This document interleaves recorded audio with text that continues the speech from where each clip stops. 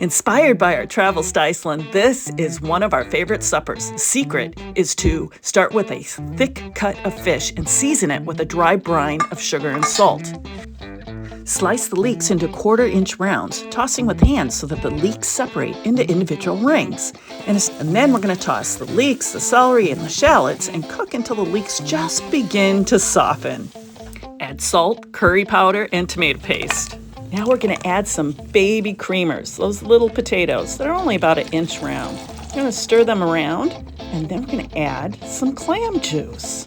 Stir those potatoes and let's add some wine. I like to eyeball this. In fact, you might catch me sneaking in a little bit more wine into the pot. Then we'll add the bay leaves, cover it, and let it cook until the potatoes are tender. Now it's time to add that fish. So let's drop it in, and then we're going to stir in some cream.